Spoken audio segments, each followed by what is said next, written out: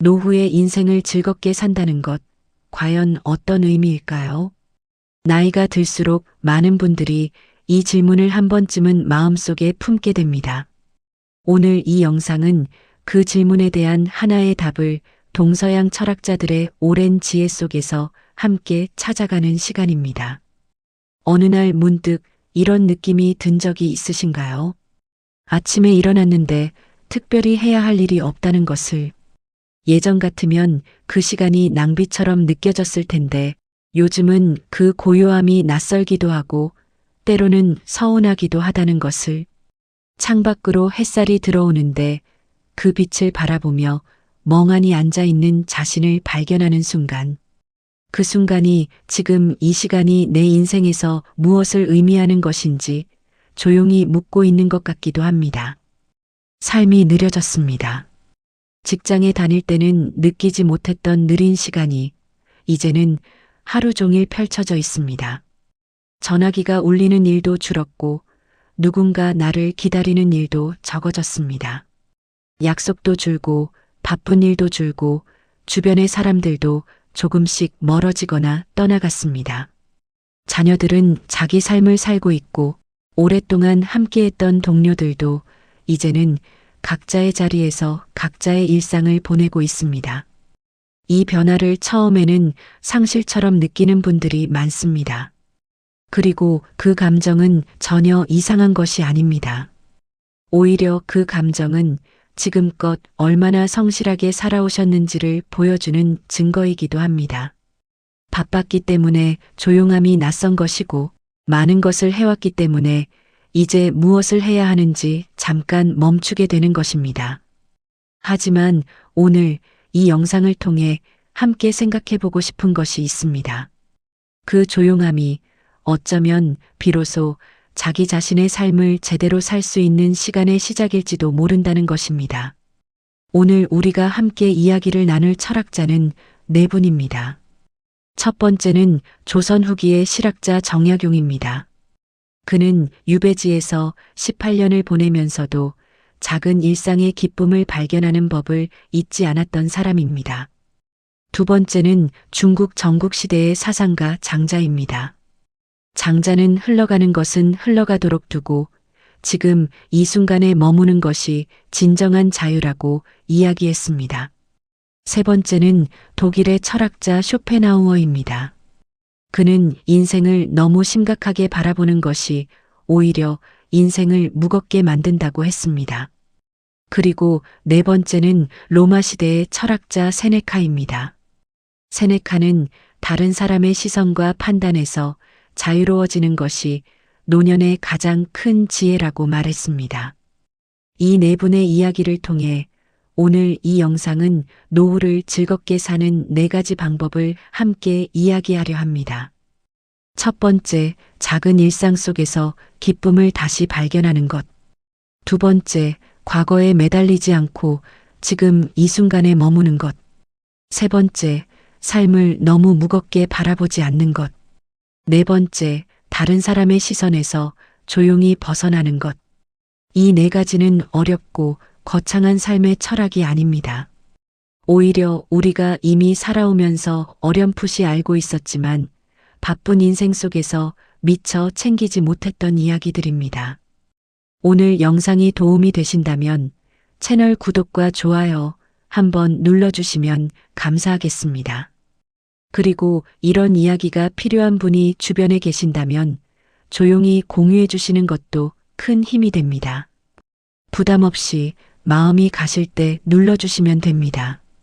그럼 이제 첫 번째 이야기를 시작하겠습니다. 어느 봄날 오전이었습니다. 60대 중반의 한 남성이 집 근처 공원을 천천히 걷고 있었습니다. 그는 30년 넘게 다니던 직장을 떠난 지 이제 막 1년이 지난 참이었습니다. 퇴직 후 처음 몇 달은 그럭저럭 바빴습니다. 그동안 미뤄뒀던 집 안정리도 하고 오랜만에 고향에 다녀오기도 하고 젊었을 때부터 가보고 싶었던 여행지에도 한번 다녀왔습니다. 그런데 그 모든 것이 끝나고 나자 이상하게도 마음 한쪽이 텅 빈 것 같은 느낌이 들기 시작했습니다. 무언가를 해야 할 것 같은데 딱히 무엇을 해야 할지 모르겠다는 느낌. 하루를 보내고 나서 오늘 내가 무엇을 했는지 떠올렸을 때 별다른 것이 없다는 느낌. 그 느낌이 처음에는 작은 불안으로 다가왔고 시간이 지날수록 조금씩 무거워졌습니다. 그날 아침도 그런 마음으로 공원을 걷고 있었습니다. 그런데 벤치 옆 화단에서 무언가 눈에 들어왔습니다. 작은 개나리 가지 하나가 담장 너머로 살짝 고개를 내밀고 있었습니다. 노란색이 어찌나 선명하던지 그는 자신도 모르게 걸음을 멈추고 한참을 그 꽃을 바라봤습니다. 별것 아닌 순간이었습니다. 누가 봐도 그냥 꽃 한 송이였습니다. 그런데 그 순간 그는 오랜만에 아무 생각 없이 무언가를 바라보고 있었습니다. 과거도 아니고 미래도 아니고 오직 그 노란 꽃 앞에 그냥 서 있는 자신을 발견했습니다.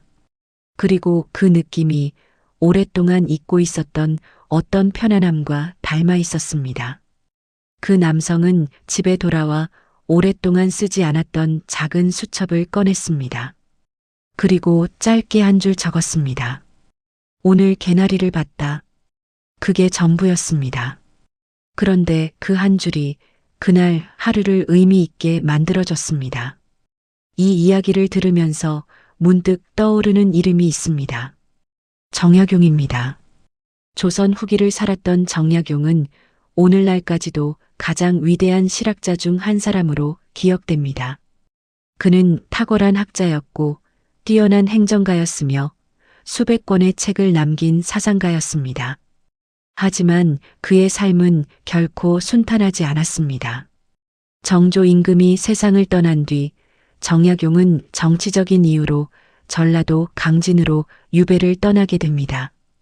그의 나이 40살이었습니다. 그리고 그 유배 생활은 무려 18년간 이어졌습니다. 한양에서의 삶, 벼슬, 가족, 그가 쌓아온 모든 것이 한순간에 멀어졌습니다.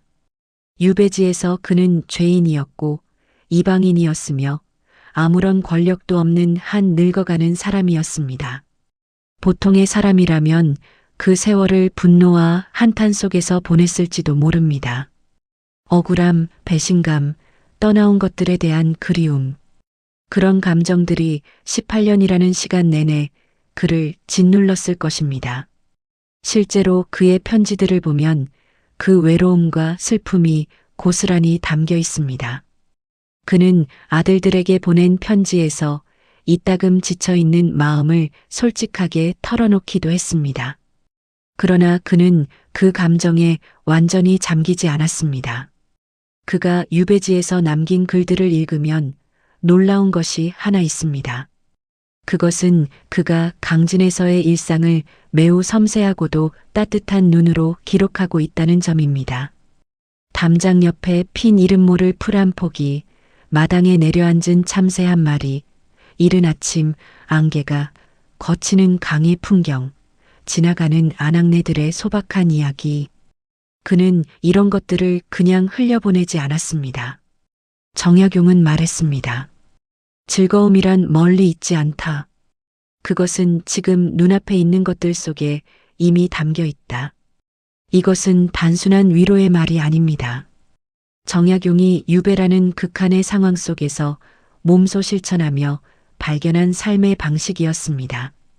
그는 억지로 행복하려 하지 않았습니다.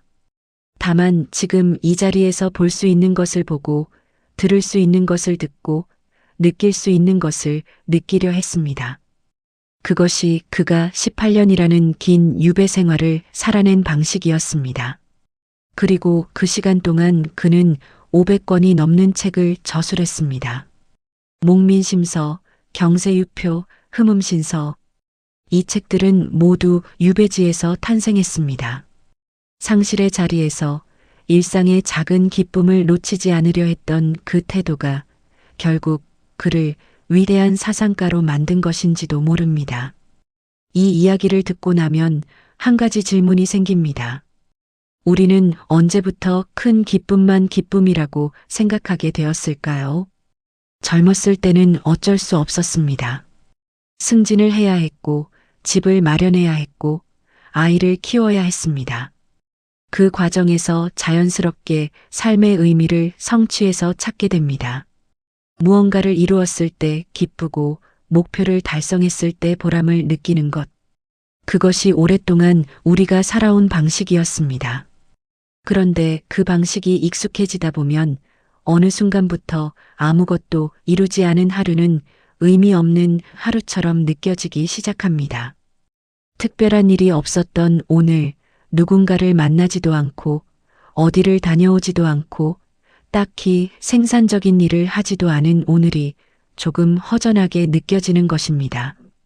하지만 정약용의 삶을 돌아보면 그 생각을 조금 달리해 볼 수 있습니다. 그는 유배지에서 아무것도 이룰 수 없는 처지였습니다. 권력도 없었고 청중도 없었으며 그의 글을 당장 읽어줄 사람도 많지 않았습니다. 그럼에도 그는 매일 아침 붓을 들었고 마당을 걸었고 강진의 하늘을 올려다봤습니다. 그 하루하루가 쌓여서 500권의 책이 되었고 오늘날 우리가 기억하는 정약용이 되었습니다. 그 시작은 언제나 작은 것이었습니다. 오늘 아침 마신 차 한 잔의 따뜻함, 창문 너머로 들려온 새소리, 오래된 책 한 권을 꺼내 첫 페이지를 넘기는 감촉, 저녁 무렵 하늘이 붉게 물드는 것을 바라보는 잠깐의 시간. 이런 것들은 일부러 찾아 나서야 하는 것이 아닙니다. 이미 우리 곁에 있습니다. 다만 우리가 그것을 기쁨이라고 부르는 것을 오랫동안 잊고 살아왔을 뿐입니다. 정약용의 삶에서 특히 주목하고 싶은 것이 하나 더 있습니다. 그것은 그가 기록하는 사람이었다는 점입니다. 그는 자신이 본 것, 느낀 것, 생각한 것을 그냥 흘려보내지 않고 글로 남겼습니다. 거창한 기록이 아니어도 됩니다. 오늘 어떤 꽃이 피었는지, 어떤 음식을 먹었는지, 어떤 생각이 스쳐 지나갔는지, 그런 것들을 글로 남기는 행위가 그 순간을 단순한 시간의 흐름이 아니라 자신의 삶의 한 장면으로 만들어줍니다. 요즘 어르신들 중에도 일기를 쓰시는 분들이 계십니다. 혹은 스마트폰 메모장에 짧게 한두 줄을 남기시는 분들도 있습니다. 그 행위가 사소해 보여도 사실은 정약용이 유배지에서 했던 것과 본질적으로 같은 것입니다. 지금 이 순간을 그냥 보내지 않고 내 삶의 일부로 붙잡아두는 것. 그리고 그렇게 붙잡아둔 순간들이 쌓이면 어느 날 뒤를 돌아봤을 때 그것이 하나의 커다란 삶의 이야기가 되어 있습니다. 별것 없어 보였던 하루들이 사실은 꽤 풍요로운 시간이었다는 것을 그때서야 알게 되는 것입니다. 한 가지 더 이야기하고 싶습니다. 정약용은 유배지에서 제자들을 가르쳤습니다. 강진의 젊은이들이 그를 찾아왔고 그는 그들에게 학문을 전했습니다. 이것은 매우 중요한 대목입니다. 그는 자신의 상황을 탓하며 마음을 닫지 않았습니다. 오히려 자신이 가진 것을 나눌 수 있는 사람이 있다면 그 나눔 속에서 기쁨을 찾았습니다. 노후의 작은 기쁨을 발견하는 방법 중 하나가 바로 이것이기도 합니다. 나누는 것입니다. 거창하게 누군가를 가르치거나 도와야 한다는 것이 아닙니다. 오랫동안 살아오면서 쌓인 경험, 그 경험에서 나오는 이야기 한 가지. 오래된 동네 길을 잘 아는 어른이 처음 이사온 이웃에게 근처 좋은 산책로를 알려주는 것. 손녀가 처음 김치를 담그려 할 때 옆에서 감을 잡아주는 것. 그런 작은 나눔들이 주는 사람에게도 조용한 기쁨이 됩니다. 정약용은 유배지라는 가장 초라한 자리에서도 줄 수 있는 사람이었습니다. 그리고 그 태도가 그의 삶을 단순한 고통의 연속이 아니라 의미 있는 시간으로 만들어졌습니다. 일부를 마무리하며 이렇게 정리해보고 싶습니다. 노후의 인생을 즐겁게 사는 첫 번째 방법은 기쁨의 크기를 바꾸는 것입니다. 더 큰 기쁨을 찾으러 멀리 나가는 것이 아니라 이미 곁에 있는 작은 것들을 기쁨이라고 부르기 시작하는 것입니다. 오늘 아침 창가에 든 햇살, 오래된 찻잔에 담긴 따뜻한 차 한 잔, 마당에서 잠깐 맡은 흙 냄새, 오랜만에 꺼내 읽은 책의 한 구절. 이것들이 기쁨이라는 것을, 이미 충분한 기쁨이라는 것을, 정약용은 강진 유배지에서 그것을 발견했고 그 발견이 그의 남은 삶을 살아가게 했습니다. 지금까지 크고 바쁜 삶을 살아오셨습니다. 이제는 작고 조용한 기쁨을 발견할 수 있는 시간이 생긴 것입니다. 그것은 잃은 것이 아닙니다. 어쩌면 오랫동안 기다려온 시간일지도 모릅니다. 70대 초반의 한 여성이 있었습니다. 그녀는 젊은 시절 꽤 바지런한 사람이었습니다. 남편 뒷바라지를 하면서도 작은 가게를 운영했고 새 아이를 키우면서도 살림을 빈틈없이 꾸렸습니다. 주변 사람들에게 늘 저 집 안주인은 참 부지런하다는 말을 들었고 그 말이 자랑스러웠습니다.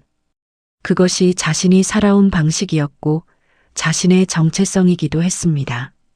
그런데 몇 해 전부터 무릎이 좋지 않아졌습니다. 계단을 오르내리는 것이 힘들어졌고 오래 서 있으면 통증이 왔습니다. 가게는 이미 오래전에 접었고 아이들도 다 떠났습니다. 남편도 몇 년 전에 먼저 세상을 떠났습니다. 그녀는 요즘 혼자 사는 작은 아파트에서 하루를 보냅니다. 아침에 일어나 간단히 먹고 텔레비전을 보다가 낮잠을 조금 자고 저녁이 되면 또 조용히 잠자리에 듭니다. 딸이 가끔 전화를 하고 아들이 한 달에 한 번쯤 얼굴을 비춥니다. 그녀가 가장 힘든 것은 몸이 불편한 것이 아니었습니다. 자꾸 과거로 돌아가는 마음이었습니다. 젊었을 때 왜 그 사람에게 그런 말을 했을까? 남편이 살아있을 때 조금 더 잘해줄걸? 아이들이 어렸을 때 덜 다그칠걸? 그때 그 결정만 달랐더라면, 그 선택만 하지 않았더라면, 이런 생각들이 조용한 오후 아무것도 하지 않는 시간에 스멀스멀 올라왔습니다. 그리고 그 생각들은 한번 시작되면 쉽게 멈추지 않았습니다. 과거의 후회가 꼬리를 물고 그 후회가 다시 자책이 되고 그 자책이 오늘 하루를 무겁게 만들었습니다. 어느 날 그녀는 딸에게 이런 말을 했습니다. 나는 왜 이렇게 지나간 일만 생각하고 사는지 모르겠다. 딸은 아무 말도 하지 못했습니다. 그 마음을 어떻게 다독여야 할지 몰랐기 때문입니다. 이 이야기를 듣고 있으면 저는 자연스럽게 장자를 떠올립니다. 장자는 지금으로부터 약 2400년 전 중국 전국시대를 살았던 사상가입니다. 그는 공자나 맹자와는 다른 방향에서 삶을 바라봤습니다. 예의와 규범, 도덕과 의무를 강조했던 유가 철학과 달리 장자는 그 모든 것을 내려놓는 것에서 진정한 자유가 시작된다고 생각했습니다. 장자의 사상을 한 단어로 요약하자면 무의자연이라 할 수 있습니다. 억지로 하지 않고 자연스럽게 흐르는 것, 거스르지 않고 그 흐름 속에 함께 있는 것. 이것이 장자가 말한 삶의 방식이었습니다. 그런데 장자의 이야기 중에 유독 마음에 남는 대목이 있습니다. 장자의 아내가 세상을 떠났을 때의 이야기입니다. 친구 혜자가 조문을 와보니 장자는 아내의 곁에서 슬퍼하기는커녕 두 다리를 쭉 뻗고 앉아 그릇을 두드리며 노래를 부르고 있었습니다. 혜자는 기가 막혀 말했습니다. 함께 살며 자식까지 낳은 아내가 죽었는데 어떻게 노래를 부를 수 있느냐? 장자는 이렇게 대답했습니다. 아내가 처음 죽었을 때 나도 슬프지 않았겠는가? 하지만 가만히 생각해 보니 아내는 본래 없었던 것이다. 없었다가 생겨나고 생겨났다가 살았고 살다가 죽었다. 이것은 봄, 여름, 가을, 겨울이 바뀌는 것과 같다. 자연의 흐름 속에서 그녀는 지금 편안히 쉬고 있다. 내가 울며 따라다니는 것이 오히려 그 흐름을 모르는 것이 아니겠는가. 이것은 슬픔을 무시하거나 감정을 억누르라는 말이 아닙니다. 장자 자신도 처음에는 슬펐다고 했습니다. 다만 그 슬픔 속에서 한 발짝 물러나 생각해 보니 삶과 죽음이, 만남과 이별이 모두 자연의 거대한 흐름 속에 있는 것임을 깨달았다는 것입니다. 그리고 그 흐름에 저항하지 않을 때 비로소 마음이 조금 가벼워진다는 것입니다. 장자의 또 다른 이야기 중에 나비꿈이라고 불리는 유명한 대목이 있습니다. 장자는 어느 날 꿈에서 나비가 되어 꽃밭을 날아다녔습니다. 꿈속에서 그는 자신이 장자라는 것을 전혀 몰랐습니다. 그저 나비로서 바람을 타고 꽃에서 꽃으로 날아다니는 것이 너무나 자유롭고 즐거웠습니다. 그런데 잠에서 깨어나 보니 다시 장자였습니다. 그때 장자는 이런 생각을 했습니다. 나는 지금 꿈에서 깨어나 나비에서 장자가 된 것인가? 아니면 지금 내가 나비이고 장자가 된 꿈을 꾸고 있는 것인가? 이 이야기는 단순한 철학적 질문이 아닙니다. 장자가 이 이야기를 통해 말하고 싶었던 것은 우리가 지금 이 순간 이외의 것에 너무 많은 마음을 빼앗기고 있다는 것입니다. 어제의 나, 젊었을 때의 나, 더 잘했어야 했던 나. 그 모든 것은 이미 지나간 것입니다. 지금 여기 이 순간의 나와는 다른 존재입니다. 그런데 우리는 종종 그 지나간 나에게 지금의 나를 묶어두려 합니다. 과거의 잘못이 지금의 나를 규정하도록 내버려 둡니다. 과거의 후회가 지금 이 시간을 갉아먹도록 허용합니다. 장자는 그것을 내려놓으라고 합니다. 억지로 잊으라는 것이 아닙니다. 다만 지나간 것은 지나간 것으로 두고 지금 이 순간에 머물라는 것입니다. 지금 이 순간 내 손에 든 따뜻한 찻잔. 지금 이 순간 창밖으로 보이는 하늘. 지금 이 순간 내 몸이 느끼는 의자의 감촉. 이것이 전부이고 이것이 충분하다는 것입니다. 장자의 사상 중에 소요유라는 개념이 있습니다. 한자 그대로 풀면 거닐며 논인다는 뜻입니다. 목적 없이, 방향 없이 그냥 논인다는 것. 이것이 장자가 생각한 가장 자유로운 삶의 모습이었습니다. 우리는 오랫동안 목적이 있는 삶을 살았습니다. 무언가를 이루기 위해 걷고 무언가를 얻기 위해 달렸습니다. 그 목적이 삶의 방향을 줬고 그 방향이 우리를 앞으로 나아가게 했습니다. 그 삶이 틀린 것은 전혀 아닙니다. 오히려 그 삶이 있었기에 지금 이 자리에 이를 수 있었습니다. 그런데 이제 그 목적을 잠깐 내려놓을 수 있는 시간이 생겼습니다. 방향 없이 산책을 해도 됩니다. 딱히 이유 없이 공원 벤치에 앉아 하늘을 봐도 됩니다.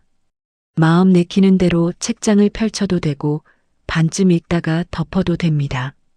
오랫동안 해왔던 해야 한다는 마음에서 잠깐 벗어나 그냥 있어도 됩니다. 장자는 그것을 소요라고 불렀습니다. 아무 목적 없이 거니는 것. 그것이 사실은 가장 깊은 자유의 형태라고 장자는 말했습니다. 다시 처음에 그 여성 이야기로 돌아가 보겠습니다. 과거의 후회가 자꾸 올라온다고 했던 그분. 그 마음은 충분히 이해됩니다. 오래 살아온 사람일수록 돌아볼 것이 많고 돌아볼 것이 많은 사람일수록 아쉬운 것도 많습니다. 그것은 지금까지 삶을 진지하게 살아왔다는 증거입니다. 하지만 장자라면 아마 이렇게 말했을 것입니다. 그 후회는 이미 다른 시간 속에 있습니다. 당신이 지금 아무리 그 시간으로 돌아가려 해도 그 문은 열리지 않습니다. 그 문 앞에 서서 두드리는 시간 동안 지금 이 시간이 조용히 지나가고 있습니다. 과거는 바꿀 수 없습니다. 이것은 누구나 알고 있는 사실입니다. 그런데도 우리는 바꿀 수 없는 것을 바꾸려는 마음으로 지금 이 순간을 소모합니다. 장자는 그 소모를 멈추라고 합니다. 흘러간 강물은 다시 오지 않습니다. 다만 지금 이 순간에도 강은 흐르고 있습니다. 그 흐름 속에 함께 있는 것이 과거의 강물을 붙잡으려 발버둥 치는 것보다 훨씬 자연스러운 삶의 방식입니다. 이런 이야기를 들으면 혹시 이런 생각이 드실 수도 있습니다. 과거를 잊어버리는 것이 말처럼 쉬운가? 후회가 올라오는 것을 어떻게 막을 수 있는가? 물론 쉽지 않습니다. 장자도 그것이 쉽다고 하지 않았습니다. 그는 아내가 죽었을 때 처음에는 슬펐다고 솔직하게 말했습니다. 중요한 것은 그 후회가 올라올 때 그것을 붙잡지 않는 것입니다. 올라오는 것을 억지로 막을 수는 없습니다. 하지만 올라온 것을 계속 붙들고 있을 필요는 없습니다. 구름이 하늘에 떠오르듯 그 생각이 올라왔다가 다시 흘러가도록 두는 것. 그리고 그 사이 잠깐 지금 이 순간으로 돌아오는 것. 지금 내 발이 닿아 있는 이 마루. 지금 내 귀에 들리는 저 새소리. 지금 내 눈앞에 있는 이 창문과 저 하늘. 그것이 장자가 말한 지금 이 순간에 머무는 것입니다. 이불을 정리하며 이렇게 말씀드리고 싶습니다. 노후의 인생을 즐겁게 사는 두 번째 방법은 과거를 과거의 자리에 두는 것입니다. 지나간 것은 지나간 것입니다. 그것은 지금의 당신을 규정하지 않습니다. 젊었을 때의 실수, 그때의 후회, 달랐더라면 하는 아쉬움. 그것들은 모두 당신이 오래 살아오면서 겪은 삶의 일부이지 지금의 당신 전부가 아닙니다. 장자는 말했습니다. 삶은 흘러가는 것이고 그 흐름 속에서 지금 이 순간에 머무는 것이 가장 자유로운 삶이라고. 과거의 강물을 붙잡으려 하지 말고 지금 이 순간 흐르는 강물 위에 조용히 떠 있으라고. 지금 이 순간 이 영상을 듣고 계신 이 시간이 당신의 삶입니다. 그 삶이 지금 여기에 있습니다. 60대 후반의 한 남성이 있었습니다. 그는 젊은 시절부터 꽤 진지한 사람이었습니다. 무슨 일이든 철저하게 준비했고 대충 넘어가는 법이 없었습니다. 직장에서도 그랬고 가정에서도 그랬습니다. 아이들 교육에도 엄격했고 집안 살림도 계획적으로 관리했습니다. 주변 사람들은 그를 두고 참 꼼꼼하고 책임감 있는 사람이라고 했습니다. 그 말이 그에게는 가장 듣기 좋은 칭찬이었습니다. 그런데 퇴직을 하고 나서 그 꼼꼼함과 진지함이 오히려 그를 힘들게 하기 시작했습니다. 아침에 일어나면 오늘 하루를 어떻게 보낼지 계획을 세웠습니다. 운동 몇 시에 할지, 식사는 무엇을 먹을지, 오후에는 무슨 책을 읽을지. 그런데 막상 계획대로 되지 않으면 마음이 불편했습니다. 산책을 나갔다가 갑자기 비가 와서 일찍 돌아오면 괜히 하루를 망친 것 같은 기분이 들었습니다. 점심을 먹다가 입맛이 없어 남기면 식단 관리를 제대로 못한 것 같아 찜찜했습니다. 그뿐만이 아니었습니다. 뉴스를 보면 세상이 걱정됐습니다. 경제가 어렵다는 소식, 젊은이들이 힘들다는 이야기, 나라 돌아가는 것이 마음에 들지 않는 것들, 자녀들 사는 것도 걱정이 됐습니다. 큰애는 아직 집을 못 샀고 작은애는 직장이 불안정해 보였습니다. 손주들 교육은 제대로 되고 있는지 이런저런 걱정들이 하루 종일 머릿속을 채웠습니다. 어느 날 저녁 아내가 조용히 말했습니다. 당신 요즘 너무 무겁게 사는 것 같아요. 그는 그 말을 처음에는 흘려들었습니다. 그런데 그날 밤 잠자리에 들면서 그 말이 자꾸 머릿속에서 맴돌았습니다. 생각해보니 정말로 그랬습니다. 마지막으로 마음 놓고 웃었던 것이 언제인지 기억이 나지 않았습니다. 마지막으로 아무 걱정 없이 그냥 앉아 있었던 것이 언제였는지도 떠오르지 않았습니다. 그는 그날 밤 오랜만에 스스로에게 솔직한 질문을 던졌습니다.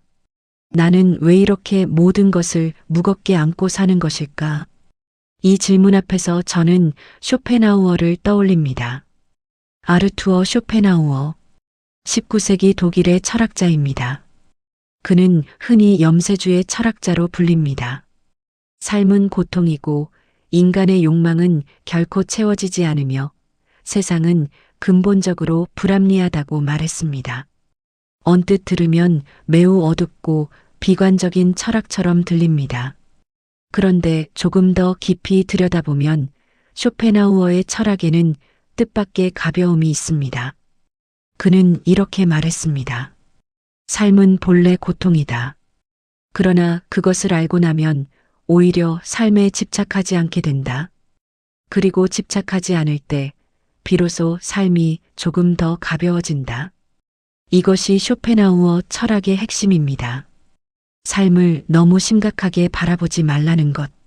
세상이 내 뜻대로 되지 않는 것은 당연한 것이니 그것에 매번 분노하고 상처받지 말라는 것입니다. 그는 또 이런 말도 했습니다. 인간이 불행한 이유는 세상이 나쁘기 때문이 아니라 세상이 자신의 기대대로 되어야 한다고 믿기 때문이다. 이 문장을 천천히 음미해 보시기 바랍니다. 우리는 살면서 수없이 많은 기대를 품습니다.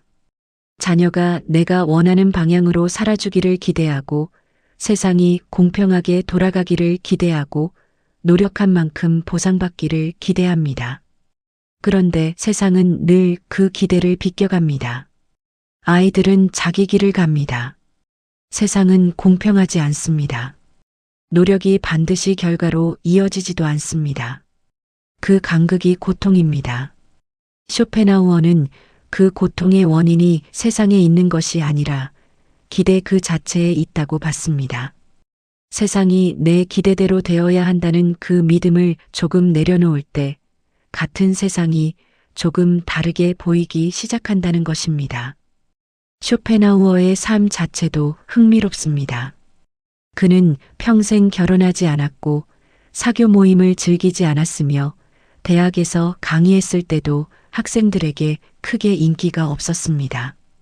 당시 철학계의 주류였던 헤겔과 같은 시간에 강의를 개설했다가 학생이 거의 오지 않아 결국 대학을 떠나기도 했습니다.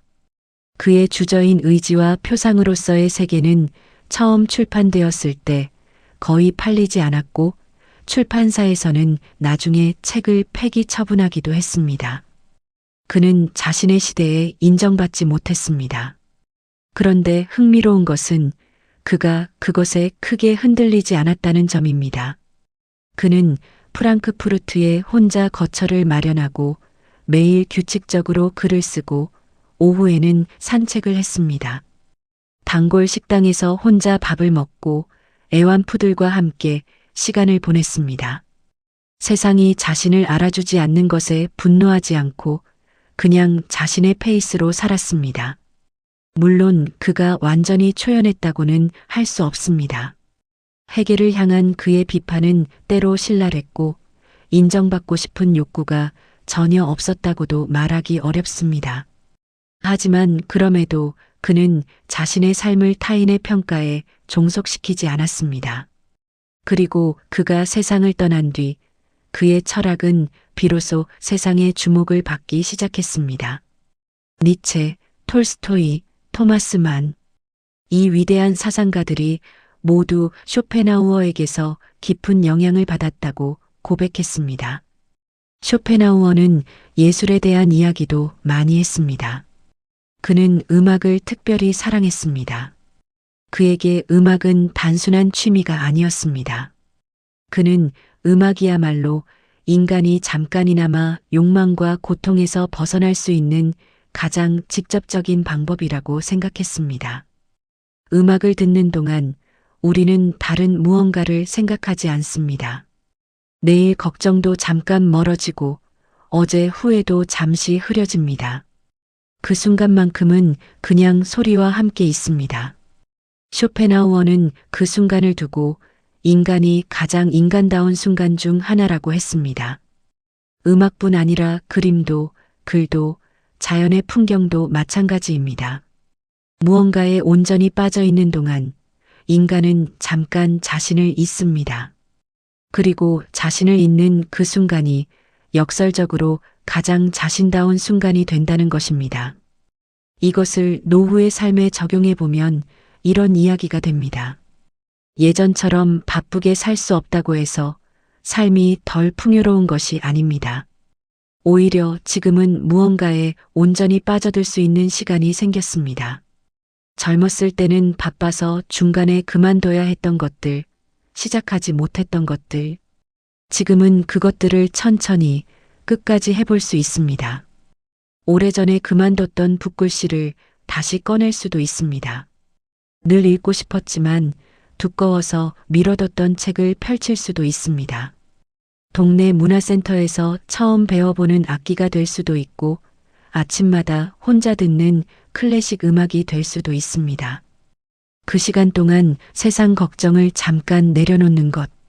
쇼펜하우어는 그것이 고통으로 가득 찬 세상 속에서 인간이 찾을 수 있는 가장 현실적인 위안이라고 했습니다. 쇼펜하우어의 이야기 중에 또 하나 인상적인 것이 있습니다. 그는 유머를 중요하게 생각했습니다. 염세주의 철학자라는 별명과는 어울리지 않아 보이지만 그는 실제로 유머 감각이 있었고 자신의 글 속에서 종종 날카로운 위트를 보여줬습니다. 그리고 그는 이렇게 말했습니다. 웃음은 단순한 감정이 아니다. 우리가 기대했던 것과 실제로 일어난 것 사이의 간극을 갑자기 인식하는 순간 웃음이 생겨난다. 이것은 매우 철학적인 웃음의 정의입니다. 그리고 이 정의는 삶을 너무 심각하게 바라보지 않는 것과 연결됩니다. 우리가 기대한 것과 실제 일어난 것이 다를 때 그것을 실망으로 받아들이면 고통이 됩니다.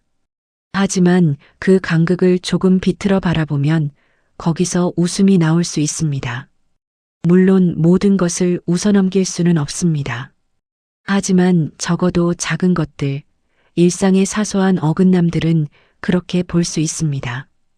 우산을 챙겨나갔는데 비가 오지 않은 것, 분명히 냉장고에 있다고 생각했던 음식이 없는 것, 길을 잘 안다고 생각했는데 엉뚱한 곳에 도착한 것, 이런 것들을 잠깐 멈추고 바라보면 사실 웃음이 나올 수 있습니다. 쇼펜하우어는 그 웃음이 삶의 무거움을 잠깐이라도 덜어주는 가장 인간적인 방식이라고 생각했습니다. 처음에 등장했던 그 남성 이야기로 잠깐 돌아가 보겠습니다. 아내로부터 너무 무겁게 산다는 말을 들었던 그분. 그는 그날 밤 한 가지를 결심했다고 합니다. 내일부터 뉴스를 보는 시간을 하루 한 번으로 줄이겠다고.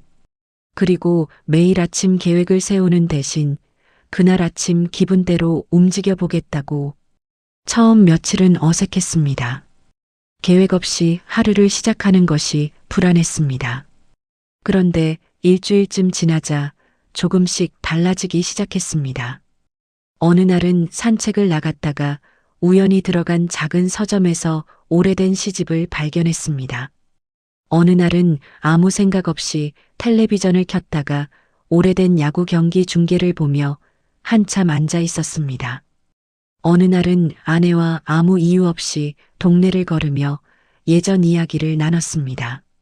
그 작은 변화들이 쌓이면서 그의 하루가 조금씩 가벼워졌습니다. 그는 나중에 이런 말을 했습니다. 세상이 바뀐 것은 없는데 내가 보는 방식이 조금 달라지니까 다르게 보이더라고요. 쇼펜하우어가 들었다면 고개를 끄덕였을 말입니다. 한 가지 더 이야기를 드리고 싶습니다. 쇼펜하우어는 말년에 드디어 세상의 인정을 받기 시작했습니다. 그의 나이 60이 넘었을 때였습니다. 오랫동안 외면받았던 그의 철학이 독일 지식인들 사이에서 화제가 되기 시작했고 사람들이 그를 찾아오기 시작했습니다. 그는 그 뒤늦은 인정을 기쁘게 받아들이면서도 그것에 크게 흔들리지 않았습니다. 젊었을 때처럼 인정받으려 발버둥 치지도 않았고 이제 와서 그것이 돌아왔다고 해서 지나치게 들뜨지도 않았습니다. 그는 담담하게 살던 대로 살았습니다. 매일 아침 글을 쓰고 오후에 산책을 하고 단골 식당에서 밥을 먹고 푸들과 함께 저녁을 보냈습니다. 세상이 자신을 어떻게 보는지와 상관없이 자신의 하루를 자신의 방식으로 살았습니다. 그 모습이 어쩌면 그가 평생 철학으로 말했던 것을 삶으로 보여준 것인지도 모릅니다. 삶을 너무 심각하게 바라보지 않는 것. 세상의 기대와 나의 삶 사이의 거리를 조금 편안하게 두는 것. 그리고 그 속에서 자신이 좋아하는 것들과 함께 하루를 채워가는 것. 3부를 마무리하며 이렇게 정리해드리고 싶습니다. 노후의 인생을 즐겁게 사는 세 번째 방법은 삶을 너무 무겁게 들지 않는 것입니다. 세상은 내 기대대로 흘러가지 않습니다. 자녀들의 삶도 세상 돌아가는 것도 내 몸 상태도 뜻대로 되지 않는 일이 많습니다. 그것을 매번 심각하게 받아들이면 하루가 무거워집니다. 하지만 그 무게를 잠깐 내려놓고 지금 내 앞에 있는 작은 것들에 온전히 빠져들 때 삶이 조금 가벼워집니다. 쇼펜하우어는 삶은 고통이라고 했지만 그 고통을 피하라고 하지 않았습니다. 다만 그것에 너무 매달리지 말라고 했습니다.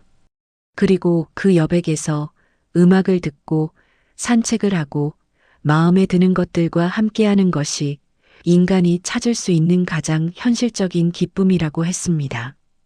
지금까지 너무 많은 것을 진지하게 무겁게 안고 사셨습니다. 이제는 조금 내려놓아도 됩니다. 그것이 무책임한 것이 아닙니다. 오히려 그것이 지금 이 시간을 제대로 사는 방법입니다. 70대 초반의 한 여성이 있었습니다. 그녀는 슬하에 두 아들을 뒀습니다. 큰아들은 서울에서 회사를 다니고 있었고 작은 아들은 지방에서 자기 사업을 하고 있었습니다.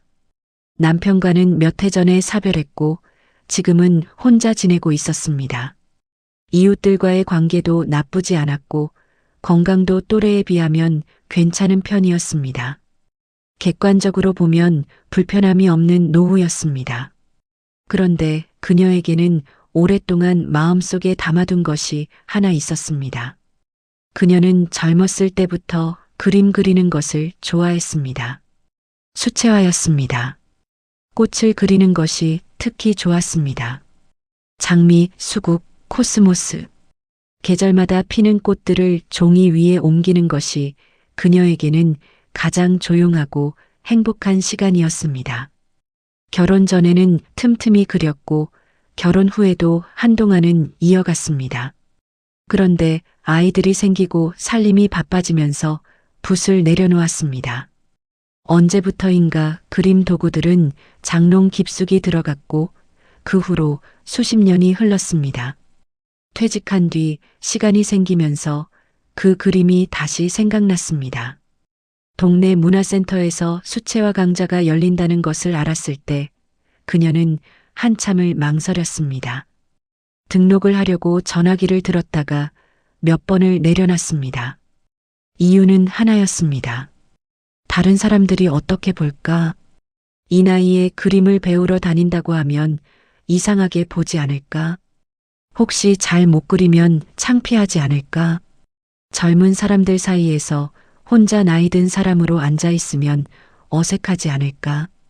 아들들이 들으면 엄마가 뭘 또 시작하려 한다고 할 것 같았습니다. 그렇게 몇 달이 지나갔습니다. 어느 날 저녁 그녀는 오래된 장롱문을 열다가 우연히 예전 그림 도구들을 발견했습니다. 굳어버린 물감 튜브들, 낡은 붓 몇 자루, 누렇게 변한 스케치북. 그것들을 손에 들고 한참을 바라보다가 그녀는 조용히 눈물이 났습니다.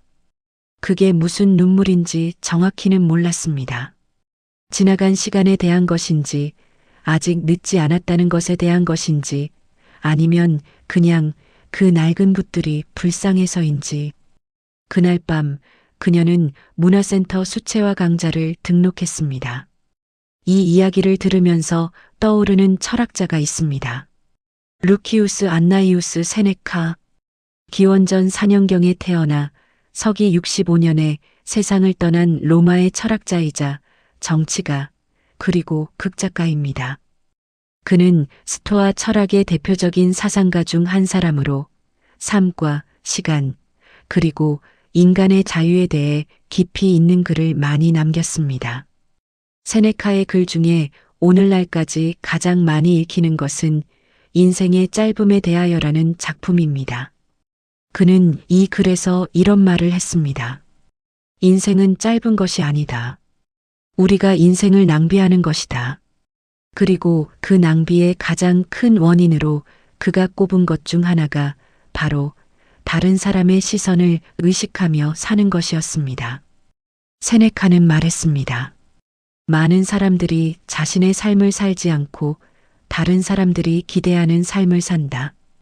그들은 자신이 원하는 것이 무엇인지 묻지 않고 남들이 자신을 어떻게 볼 것인지를 먼저 묻는다. 그것이 인생을 가장 크게 낭비하는 방식이다. 이 말은 2000년 전에 쓰인 것입니다. 그런데 읽고 나면 마치 오늘 아침 내 이야기를 하는 것 같은 느낌이 듭니다. 세네카 자신의 삶도 결코 단순하지 않았습니다. 그는 황제 네로의 스승이자 측근이었습니다. 로마에서 가장 강력한 권력자 옆에 있었고 막대한 부를 쌓았습니다. 그러나 그 자리가 그에게 늘 편안한 것은 아니었습니다. 권력의 중심에 있다는 것은 동시에 언제든 그 권력에 의해 쓰러질 수 있다는 것을 의미하기도 했습니다. 실제로 세네카는 황제로부터 의심을 받았고 결국 스스로 목숨을 끊으라는 명을 받았습니다. 그런 삶을 살면서도 그는 꾸준히 글을 썼습니다. 그 글들은 대부분 친구 루킬리우스에게 보낸 편지 형식이었습니다. 그 편지들에서 그는 권력이나 명예보다 훨씬 중요한 것이 있다고 반복해서 이야기했습니다. 그것은 자기 자신에게 충실한 삶이었습니다. 세네카는 이렇게 썼습니다. 다른 사람들이 너에 대해 무슨 말을 하는지 신경 쓰지 말라. 그들의 말은 그들의 것이지 너의 것이 아니다. 내 삶은 너의 것이다. 그것을 다른 사람의 판단에 맡기지 말라. 그는 또 이런 말도 했습니다. 군중 속에서 돌아온 뒤에는 언제나 내가 조금 덜 인간적이 되어 돌아온다는 것을 느꼈다.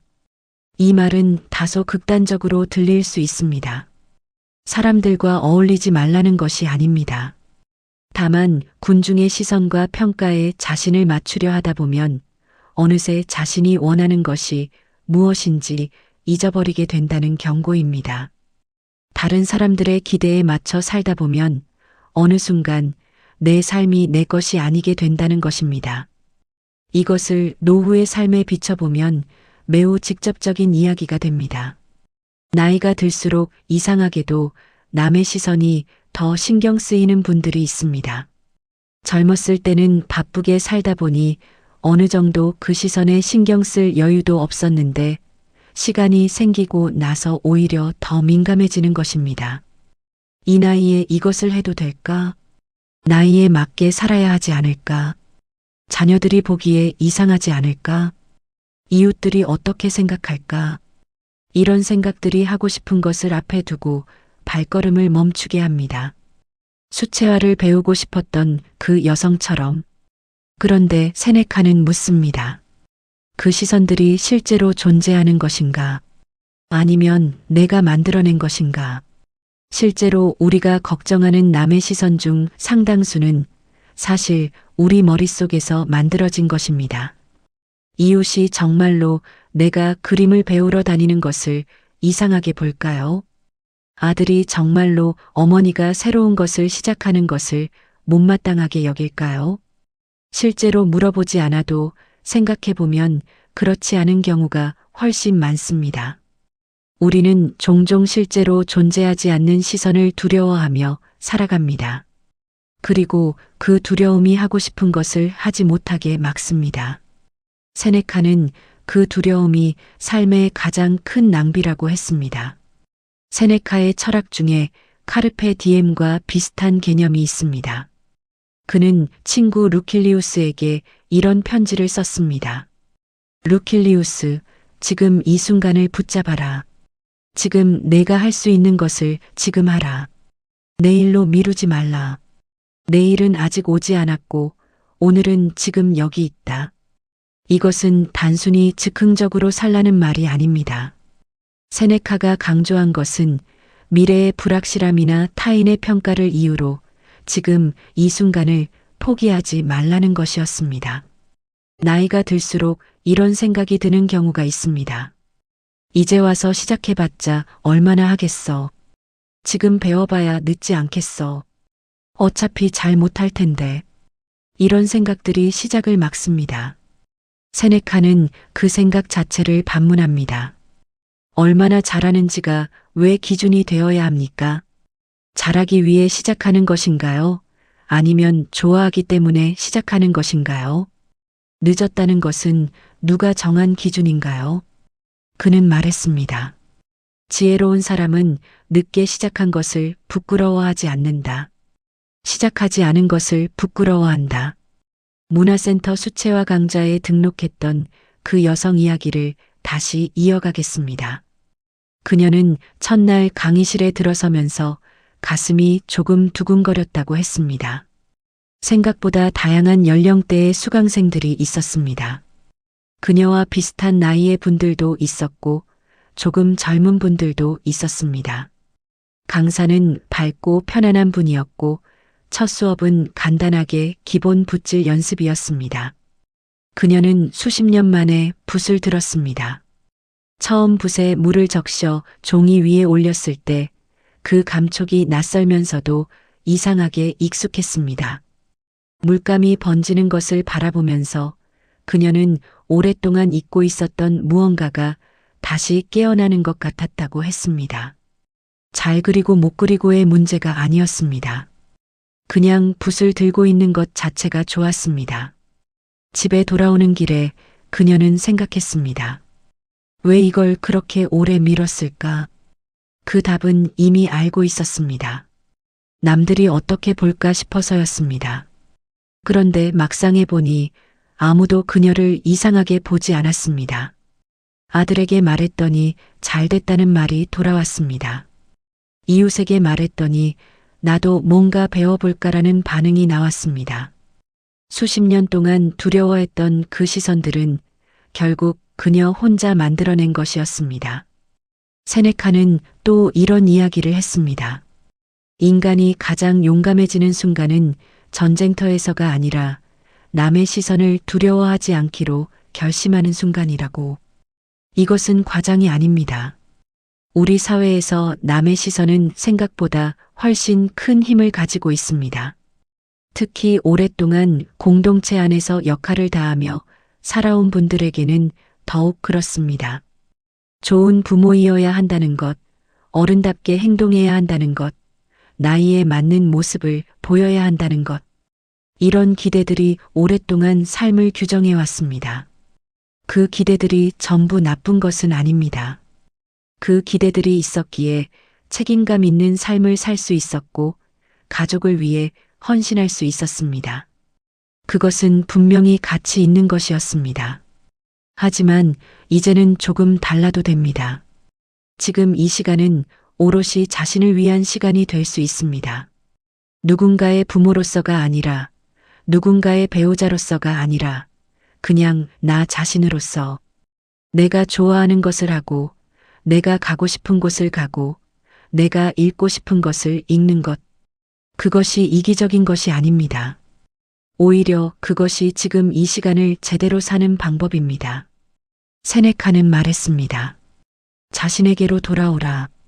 할 수 있는 한 오래 자신과 함께 있어라. 이 말을 듣고 어떤 분들은 이렇게 생각하실 수도 있습니다. 이제 와서 나 자신이 무엇을 좋아하는지 모르겠다고. 오랫동안 가족을 위해 살다 보니 정작 내가 무엇을 원하는지 잊어버렸다고. 그 마음도 충분히 이해됩니다. 수십 년을 자신보다 가족을 먼저 생각하며 살아온 분들에게 갑자기 자신이 원하는 것을 찾으라는 말이 막막하게 들릴 수 있습니다. 그럴 때 세네카가 권하는 방법은 거창한 것이 아닙니다. 조용히 앉아서 아주 작은 것들부터 떠올려 보는 것입니다. 어떤 음식을 먹을 때 기분이 좋은지, 어떤 계절이 가장 마음에 드는지, 어떤 음악을 들을 때 몸이 편안해지는지, 어떤 공간에 있을 때 마음이 고요해지는지, 그 작은 것들이 모여서 나라는 사람이 어떤 사람인지를 다시 보여줍니다. 그리고 그것을 알아가는 과정 자체가 노후의 소중한 시간이 됩니다. 세네카는 평생 글을 썼고 평생 생각했으며 평생 자신에게 솔직하려 했습니다. 그리고 마지막 순간 황제로부터 죽음의 명을 받았을 때도 그는 두려워하지 않았습니다. 주변 사람들이 울며 슬퍼하자 그는 오히려 그들을 달래며 말했습니다. 철학이 다 어디 갔느냐? 우리가 그렇게 오랫동안 준비한 것이 이런 순간을 위한 것이 아니었느냐? 그 마지막 모습은 그가 평생 말해온 것을 삶으로 완성한 것이었습니다. 남의 시선이 아니라 자신의 신념에 따라 살다가 자신의 방식으로 마지막을 맞이한 것입니다. 사부를 마무리하며 이렇게 정리해드리고 싶습니다. 노후의 인생을 즐겁게 사는 네 번째 방법은 남의 시선에서 조용히 자유로워지는 것입니다. 이 나이에 무언가를 시작해도 됩니다. 잘못해도 됩니다. 늦어도 됩니다. 누군가의 기대에 맞추지 않아도 됩니다. 지금 이 시간은 오랫동안 다른 사람을 위해 살아온 뒤에 비로소 찾아온 나 자신의 시간입니다. 세네카는 말했습니다. 삶은 짧은 것이 아니라 낭비되는 것이라고. 남의 시선을 두려워하며 하고 싶은 것을 미루는 것이 가장 큰 낭비라고.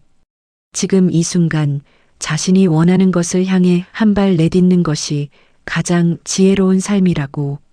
수채화 강좌에 등록한 그 여성은 지금도 매주 화요일 오전에 붓을 들고 있습니다.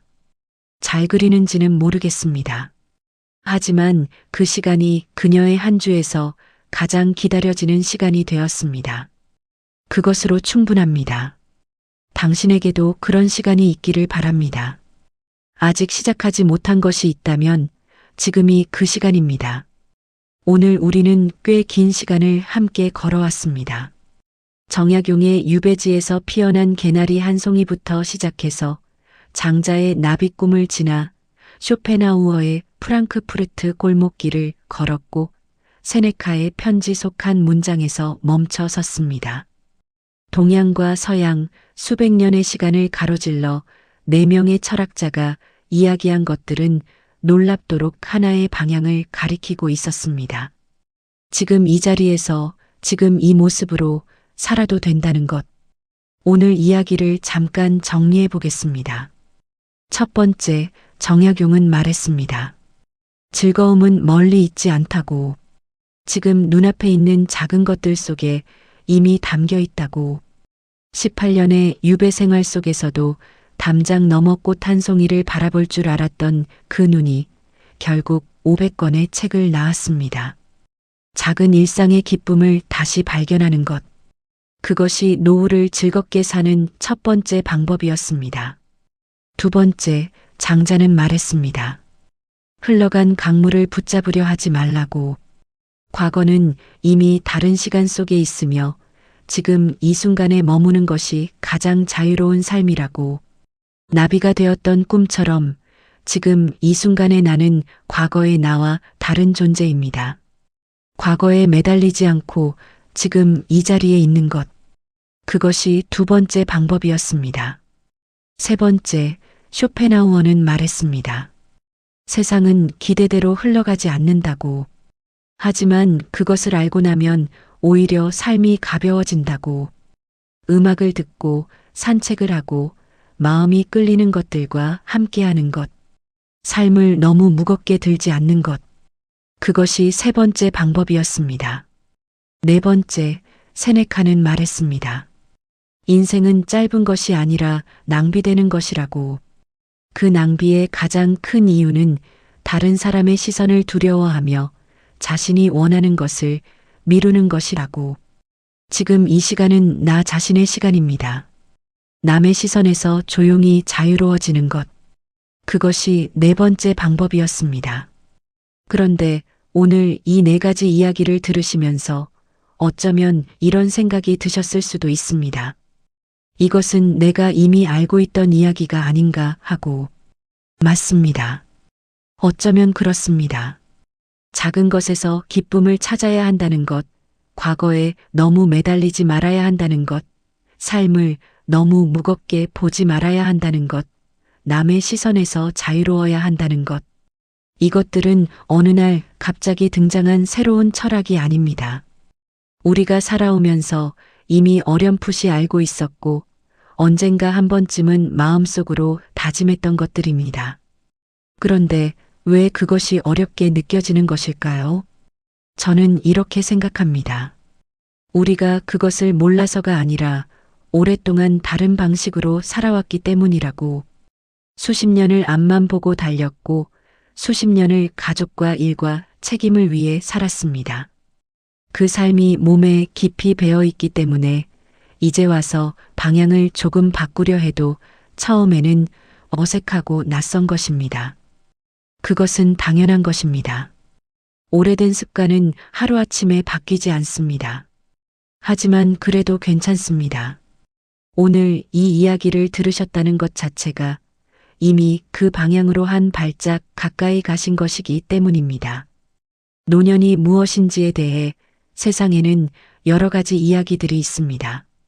어떤 사람들은 노년을 잃어가는 시간이라고 합니다. 건강을 잃고 역할을 잃고 사람들을 잃어가는 시간. 그 시각이 완전히 틀린 것은 아닙니다. 나이가 든다는 것은 분명히 무언가를 내려놓아야 하는 과정을 포함합니다. 하지만 정약용과 장자와 쇼펜하우어와 세네카는 조금 다른 이야기를 했습니다. 그들은 노년을 삶을 이해하는 시간이라고 봤습니다. 젊었을 때는 너무 바빠서 보지 못했던 것들이 이제는 보이기 시작합니다. 작은 것의 아름다움, 지금 이 순간의 소중함, 삶의 가벼움과 무거움, 그리고 나 자신이 진정으로 원하는 것. 이런 것들은 빠르게 달릴 때는 보이지 않습니다. 조금 느려져야, 조금 조용해져야 비로소 눈에 들어오는 것들입니다. 그 의미에서 노년은 삶이 끝을 향해 가는 시간이 아니라 삶을 비로소 제대로 볼 수 있게 되는 시간입니다. 수십 년을 살아오면서 쌓인 경험과 감각이 이제야 온전히 자신을 위해 쓰일 수 있는 시간입니다. 오늘 이 영상을 보시는 분들 중에는 지금 이 시간이 조금 쓸쓸하게 느껴지시는 분도 계실 것입니다. 예전보다 조용해진 집, 줄어든 전화, 느려진 하루. 그 변화가 때로는 상실처럼 다가올 수 있습니다. 그 감정을 부정하고 싶지 않습니다. 그것은 충분히 느껴도 되는 감정입니다. 오래 살아온 사람일수록, 더 많은 것을 해온 사람일수록 그 조용함이 낯설고 쓸쓸하게 느껴지는 것은 당연한 일입니다. 하지만 오늘 4명의 철학자가 한 목소리로 이야기한 것처럼 그 조용함이 쓸쓸한 시간만은 아닙니다. 그 안에 작은 기쁨이 있고 지금 이 순간이 있으며 삶의 가벼움이 있고 나 자신으로 돌아올 수 있는 공간이 있습니다. 인생 후반전은 쓸쓸한 시간이 아닙니다. 그것은 지금까지 살아온 삶을 비로소 이해하는 시간입니다.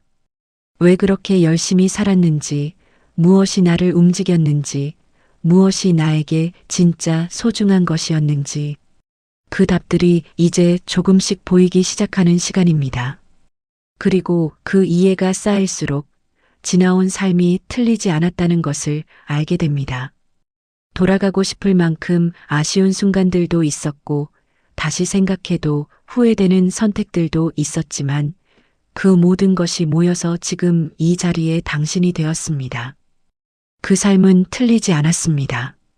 오히려 그 삶이 있었기에 지금 이 자리에서 이 이야기를 들으실 수 있는 것입니다. 오늘 긴 시간 함께 해주셔서 감사합니다.